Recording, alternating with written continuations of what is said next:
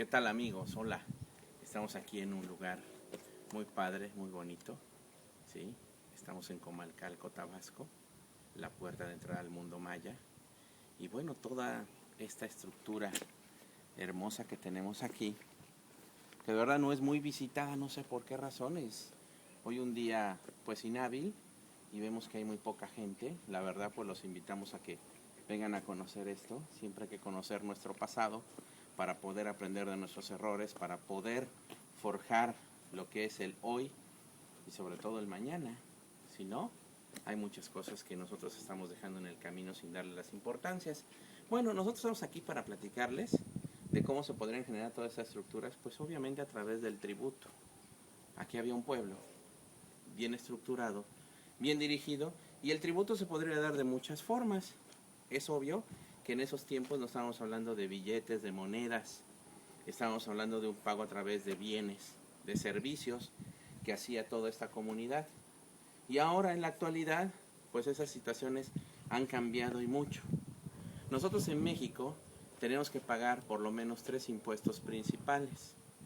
Uno, de manera directa, como el impuesto sobre la renta, y en ese impuesto lo pagan las personas físicas y morales que sean residentes en México, así como los residentes en el extranjero que, teniendo establecimiento permanente o no, lleguen a realizar actividades en el territorio nacional. Entonces, para cada uno de ellos hay situaciones diferentes. Todo depende de qué es lo que hagan. Nuestra ley se estructura en cuanto al impuesto de la renta, de forma tal que tenemos el título 2, donde está la mayoría de las personas morales. Todas esas sociedades mercantiles que nosotros encontramos en la Ley General de Sociedades Mercantiles, así como el contrato de asociación en participación, forman parte del título 2. En el título 3 tenemos las reglas del juego para las personas morales que no tienen fines lucrativos, es decir, no son contribuyentes del impuesto sobre la renta, pero sí determinan un remanente distribuible, el cual al ser distribuido lo tienen que pagar las personas que lo reciben, esto es, las personas físicas. Y en cuanto a las personas físicas, tenemos varios capítulos. Tenemos el capítulo de sueldos y salarios, tenemos el capítulo de actividades empresariales, que son aquellas comerciales, industriales, silvícolas, ganaderas, pesqueras, silvícolas, y son aquellas también, en ese mismo capítulo donde están las actividades empresariales, tenemos a las de los servicios profesionales. Esos servicios profesionales que obviamente se tienen que hacer de manera independiente. Dentro de ese capítulo tenemos 3 rubros. El que conocemos como un régimen general para esas personas físicas de actividades empresariales y profesionales. El del intermedio, aquellos que solamente en un año no rebasan los 4 millones de pesos de ingresos.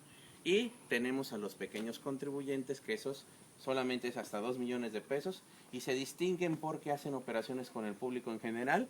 ¿Qué es el público en general? Aquel que no le interesa que tenga un comprobante con requisitos fiscales, solamente le interesa un comprobante, cualquiera que esto sea. Y en personas físicas tenemos otros capitulados. Tenemos también capitulado de lo que son los arrendadores, otorgamiento de uso, goce temporal, de aquellos que enajenan bienes. Incluso adquiriendo bienes también se generan ingresos. Y bueno, qué decirles de los premios, de los intereses, de los dividendos. Y si ustedes no les alcanza la imaginación, hay un capítulo de otros ingresos en el cual tenemos que tributar en el impuesto de la renta. Recuerden que estamos aquí en Comalcalco, platicamos del tributo, platicamos de esos impuestos que nosotros estamos contribuyendo. Ese es el impuesto directo, el impuesto de la renta. Pero lo que es a los impuestos indirectos, que propiamente tienen que ver con el flujo de efectivo, tenemos el impuesto empresarial, la tasa única, y tenemos el impuesto al valor agregado.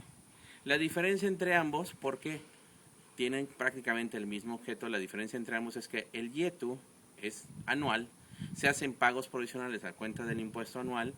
La característica del cálculo es ingresos menos deducciones, igual a la base a la cual se le aplica la tasa del 17,5%, y una vez que tengo el impuesto empresarial a tasa única, ya sea del pago provisional o del ejercicio, todavía tengo derecho a descontarle, a disminuirle ciertos acreditamientos que se dan de acuerdo a la ley.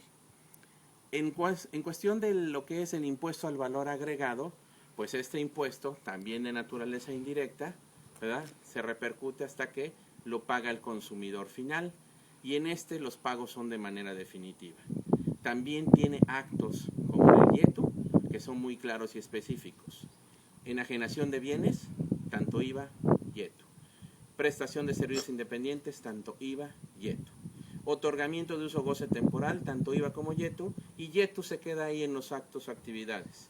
El IVA adiciona un cuarto, que es importación de bienes y servicios. Y viene un juego mensual en que se causa el impuesto a diferentes tasas y en que se tiene que acreditar.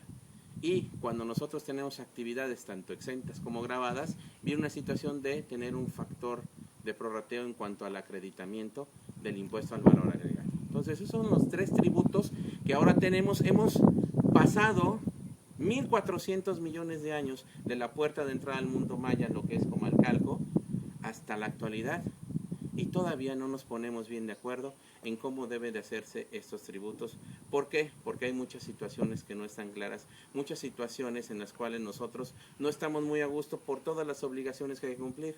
Pero para ello estamos nosotros para asesorarles cualquier situación en Twitter, @contadorfelix, correo electrónico vallejo_felix@hotmail.com. Mis teléfonos 01-222-240-9316, 01-777-221-0884. Estoy para servirles y ojalá algún día ustedes puedan disfrutar de esta vista como lo he hecho yo.